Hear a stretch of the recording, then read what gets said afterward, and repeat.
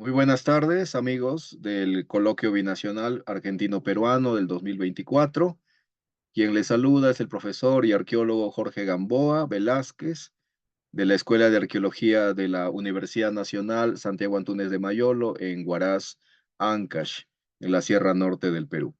En esta oportunidad quisiera empezar agradeciendo a la cordial invitación de la doctora Ana María Rocchietti y de su equipo, de todos aquellos que han colaborado para poder realizar este encuentro tan importante ya en su casi 20ª edición.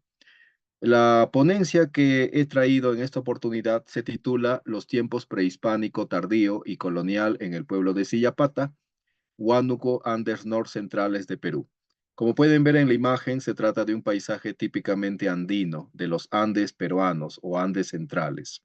Ahora vamos a dialogar respecto a este caso de estudio, el cual nace de unas visitas realizadas meses atrás por quien les habla en este distrito de la región de Huánuco, en el norte peruano. Más exactamente, Huánuco se encuentra ubicado entre el norte y el centro de Perú. Los ríos que atraviesan en la región Huánuco desembocan la amplia mayoría de ellos en el Océano Atlántico a través de la cuenca del Amazonas. En cambio, en Ancash, donde me encuentro en este momento, la mitad de los ríos discurren hacia el Océano Pacífico. Estas características hacen de Huánuco una zona a la vez similar y distinto a Ancash. Hablemos entonces más de Huánuco y del distrito de Sillapata. En el recuadro amarillo está el área que vamos a tratar y en los mapas políticos del lado derecho está ubicado en celeste el distrito de Sillapata, el cual pertenece a la provincia de 2 de Mayo, cuya capital es la ciudad de La Unión. La distancia entre Huaraz y La Unión es de aproximadamente 3 a 4 horas en automóvil. Vamos a tratar en los siguientes minutos de dos épocas históricas sumamente importantes para esta zona de Sillapata, uno de los distritos de la provincia mencionada en Huánuco. Para empezar, hablaremos de los periodos indígenas autónomos tardíos, que van de 1000 a 1532 de nuestra era y que tienen que ver mucho con la ocupación del espacio geográfico de Sillapata por grupos humanos que han dejado evidencias sumamente importantes de su presencia en el área. El distrito de Sillapata, al igual que los demás distritos vecinos, pertenecen a una cuenca, la cuenca del río Vizcarra, la cual va a desembocar en el río Marañón, uno de los más grandes del territorio peruano, que al reunirse con otros ríos conforma el Gran Amazonas. En esta primera vista ya tenemos una impresión de lo que se nos va a presentar.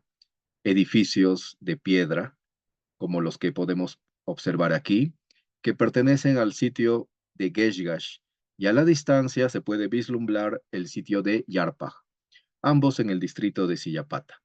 Esta visita me permitió reconocer la presencia que ya había sido señalada por varios investigadores antecedentes que vamos a mencionar en la parte final de la presentación, de numerosas chulpas, de numerosos edificios que son de carácter funerario. Estos edificios, conocidos como chulpas, aparecen en Perú, Bolivia, el norte de Chile. Me gustaría saber si aparecen en el noroeste argentino. Y son estructuras en forma de una habitación, con un techo muchas veces de piedra y una abertura en la parte delantera. En el ejemplo que vemos acá del sitio de Geshgash, la entrada o el vano de acceso está precedido por un pequeño cerco, por una estructura a manera de un corralito rodeando este acceso. Todas estas estructuras presentan rasgos similares, lo cuales apuntan a una misma tradición sociocultural y a un mismo periodo cronológico. Observamos los accesos y encima de ellos unas ventanas. Esta combinación, acceso o puerta y ventana, se repite en casi todos los casos, con algunas variantes que vamos a ver a continuación. La mampostería es muy llamativa, son lajas delgadas propias de la geología del área, asentadas con bastante barro. En este caso estamos observando la parte superior de una de estas chulpas, donde se ve la ventana, se ve con mayor detalle y lo que queda del techo de lajas, la cubierta de piedra. Esta cubierta en la mayoría de casos ya desapareció y lo que se encuentra al interior, vamos a ver ahora, es un espacio mayormente vacío donde hay hornacinas o nichos y también cornisas y algunas lajas sobresalientes. Hay que mencionar que la totalidad de estas estructuras, aparte de los problemas de conservación que podemos observar en las imágenes, han sido saqueadas ya hace bastante tiempo. Sin embargo, en base a los estudios andinos, sabemos que al interior de las chulpas lo que se encuentra o lo que se encontraba eran fardos funerarios, los malquis, estas asociaciones de varios cuerpos humanos momificados natural o artificialmente, más sus ofrendas. Y en los casos de los malquis o fardos de mayor antigüedad, a veces ya paquetes o acumulamientos de huesos. Acá tenemos la vista del interior de una de estas estructuras y podemos observar la ventana, la hornacina o nicho, las cornisas que crean divisiones a manera de pisos superpuestos al interior y lajas que sobresalen de la pared del paramento. No se ven más materiales porque muchas de estas estructuras han sido saqueadas o los materiales, los pisos originales están protegidos por las capas de escombro de la caída del techo y de parte de los muros. Estas dos vistas de una misma chulpa nos dan una idea más concreta de las dimensiones. La mayoría de ellas son de dimensión mediana, unos 3 metros de ancho por casi 4 a 5 metros de altura, con algunas divisiones internas. Se podría hablar de chulpas de 2 a 3 niveles al interior. Estos niveles no son muy elevados, promedian 1,50 m, 1,20 m cada uno de ellos de elevación. Y acá podemos observar algo que es muy importante y que ya fue observado por el arqueólogo peruano Luis Salcedo hace casi 20 años, que algunas de estas estructuras chulparias, además de tener una planta rectangular, pueden tener una planta en forma de la letra D mayúscula, es decir, una cara plana donde va a estar el vano de acceso, la ventana y la parte posterior redondeada. Esto es algo que va a caracterizar a muchas de las chulpas, tanto de Geshgash como del sitio vecino de Yarpaj. Estamos hablando entonces de estructuras de carácter funerario, con una cronología que va entre los 1000 y la llegada de los españoles a esta zona a partir de 1532. Hay ciertas variaciones, como por ejemplo, en algunos casos, la presencia de hasta 2 ventanas en la parte delantera de la chulpa. Estas estructuras aparecen formando congregaciones, con patios grandes que reúnen varias de estos conjuntos y terrazas que seguramente ayudaban a nivelar el desnivel del suelo. La pendiente en algunos casos es mediana y en otros casos es bastante fuerte, como característica de la sierra peruana. Y aquí en esta imagen, en este collage, pueden ver 4 de estas estructuras, todas del mismo sitio, con diferencias de altura, de ancho de las paredes. En algunos casos, las ventanas y los ingresos tienen una apariencia trapezoidal, podría ser una sugerencia de periodo ya inca. Los incas tienen sus puertas, ventanas y hornacinas trapezoides, pero los rasgos son bastante similares en cuanto a la técnica constructiva, la morfología, la volumetría, la orientación, sin embargo, varía, como veremos a continuación. Pero hay una semejanza que cualquier persona puede darse cuenta inmediatamente, apunta hacia un grupo étnico, hacia una organización sociocultural afín, enterrando a sus personas en estas chulpas o venerándolas temporalmente en edificios que son muy similares entre sí. Acá vemos las mamposterías de uno de estos edificios, el uso de lajas delgadas y a veces bloques de mayores tamaños. Y acá en el tema de las orientaciones. Como pueden ver en el lado izquierdo, la chulpa se orienta hacia un punto determinado, pero al costado hay otra chulpa que está dando la espalda, es decir, su ingreso está en sentido opuesto. Significa que no hay una orientación compartida por todas estas chulpas del sitio de Geshgash, más bien hay una diversidad de orientaciones y eso puede que tenga una naturaleza basada en los linajes, en los grupos que habitan el área, pero eso obviamente no lo sabemos aún. Tampoco conocemos mucho la antropología física de estas poblaciones y mucho menos su genética, sus orígenes demográficos, probablemente por falta de estudios, como hablaremos en los minutos siguientes. a partir del método arqueológico de la excavación. Y esta imagen ya corresponde al sitio que está a mayor altura de Yarpaj. La distancia entre Geshgash y Yarpaj es de aproximadamente unos 4 kilómetros. En el trayecto hay caminos antiguos y modernos que se entrecruzan y al llegar a Yarpaj estamos ya casi a 3.700 metros de altitud, pero la arquitectura es muy similar a la del caso anterior. Incluso podemos ver la recurrencia de estas conformaciones de chulpas, agrupamientos de chulpas, varias de las cuales van a tener esta combinación de una puerta o vano de acceso y encima una ventana, y al interior hornacinas, cornisas, piedras salientes, como hablábamos para el primer sitio. Estas chulpas son un poco más altas en varios casos, aunque no sabemos muy bien si eso se debe a factores de conservación o realmente hay un patrón de chulpas más elevadas en el sitio de Yarpaj.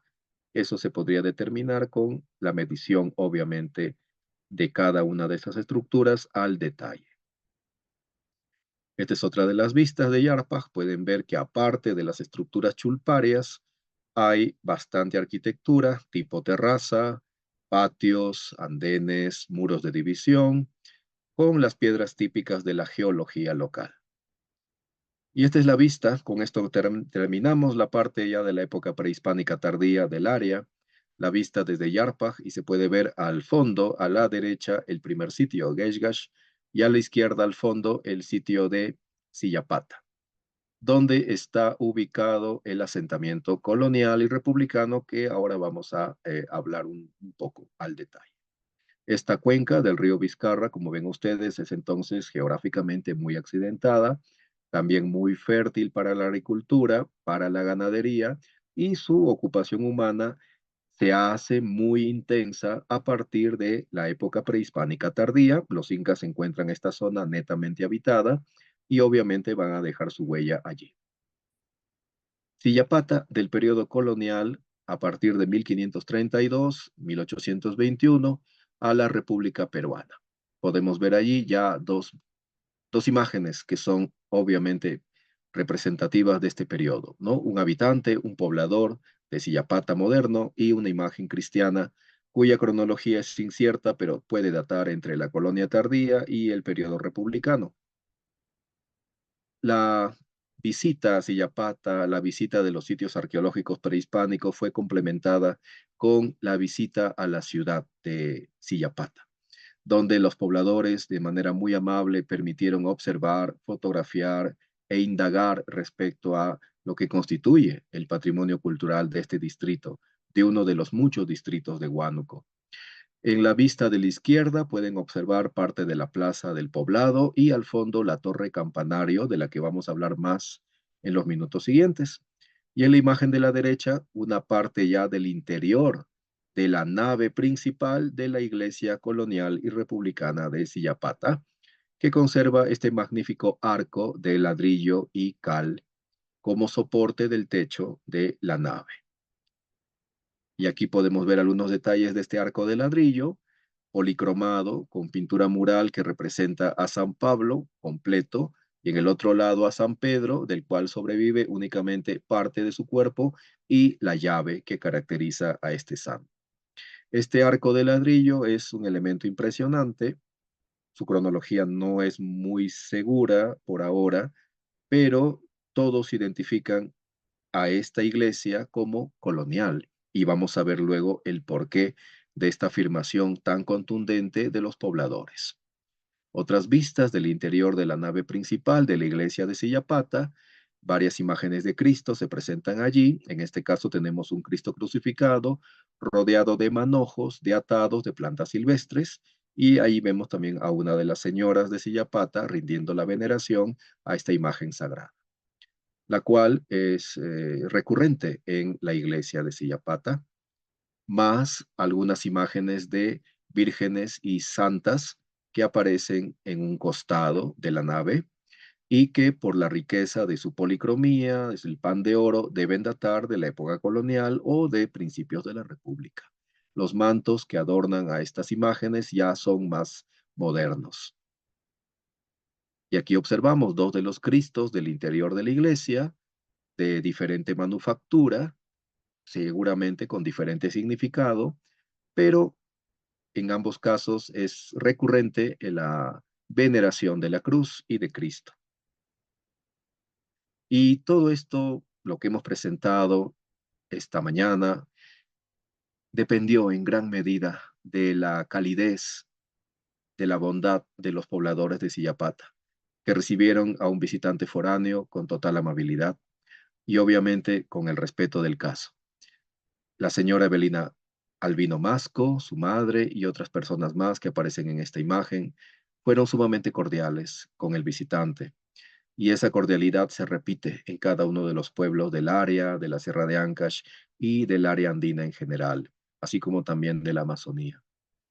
Vamos a culminar esta breve presentación que espero haya sido del interés de ustedes, hablando de la torre campanario de la iglesia de Sillapata.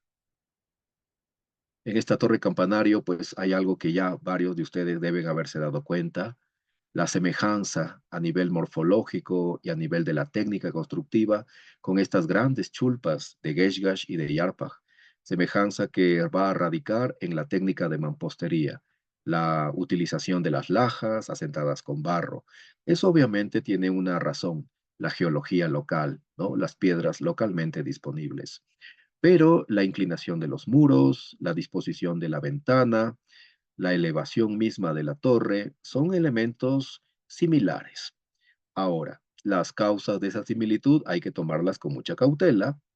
La cronología de la torre campanario no es conocida con precisión, no se ha aplicado un método de investigación arqueológica a ella, pero en la parte superior hay elementos que vamos a ver a continuación, son sumamente diagnósticos para la historia y la arqueología. Y con esto ya estaríamos cerrando la parte expositiva. En la parte alta de la torre campanario se preservan dos campanas del periodo colonial, una de las cuales tiene un relieve inscrito que dice 1699, una época muy importante para los Andes coloniales hispanos. Es el periodo tardío ya de la dinastía Habsburgo y son los principios del predominio de la influencia francesa, de los Borbones, y esas influencias van a llegar también hasta el área andina y hasta Sudamérica en general. Estas campanas, preservadas cuidadosamente por la comunidad de Sillapata, son testimonio clarísimo de su historia centenaria y milenaria. Tienen tanto valor, obviamente, como las evidencias prehispánicas. Esto nos lleva a un debate que los profesores de historia obviamente conocen, es este asunto, ¿no? De estos conceptos decimonónicos del hemisferio norte, de que qué es prehistórico, qué cosa es histórico, algo que ya debemos discutir y obviamente superar. Todo es histórico en realidad, pero las evidencias tienen naturalezas diferentes. Ahora me gustaría hablar de los antecedentes de la investigación arqueológica en la cuenca del río Vizcarra y particularmente en el área que hemos estado presentando. Hay datos que fueron reunidos por el arqueólogo Luis Salcedo hace ya 2 décadas, una de las investigaciones más importantes del área, conducidas por Luis Salcedo, permitió reunir una gran cantidad de información y hay que tener eso en consideración. Serán la guía para cualquier investigación que venga en el futuro. Aparte de reunir las investigaciones bibliográficas, él realizó con su equipo de trabajo, contratado por los gobiernos locales, por el Ministerio de Cultura, en ese tiempo Instituto Nacional de Cultura, un registro catastral de diversos sitios, un mapeo de estos lugares, aportes sumamente importantes que deben ser rescatados y valorados por las nuevas generaciones de arqueólogos que trabajen en la zona. Allí aparecen en estos mapas, publicados por Salcedo, el sitio de Geshgash, el sitio de Yarpaj y otros sitios más, incluso algunos de mayor magnitud. Ya Salcedo hace 2 décadas observó esta recurrencia de edificios chulparios y él propuso, como hipótesis de trabajo, en base a datos arqueológicos y etnohistóricos, que estaba frente a una nación, una sociedad, a la cual denominó Wamayi.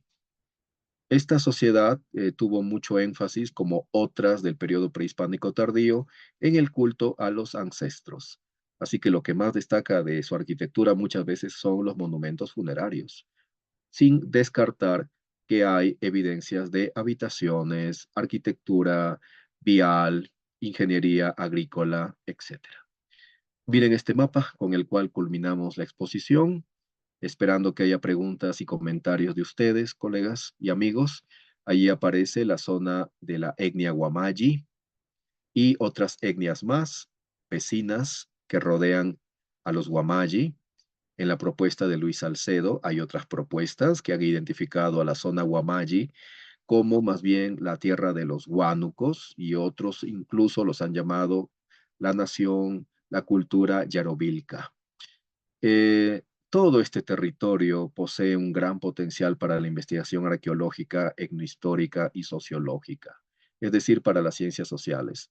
Es de esperar que nuevas generaciones de investigadores de Huánuco, de investigadores de Ancash, también continúen sobre los pasos de aquellos que, como Salcedo, colocaron estas primeras piedras en lo que será a futuro un gran edificio de conocimiento, la comprensión cabal, integral, del pasado y el presente de estas tierras para, obviamente, diseñar una sostenibilidad hacia el futuro en tiempos tan álgidos como el presente. Muchas gracias, estimados amigos.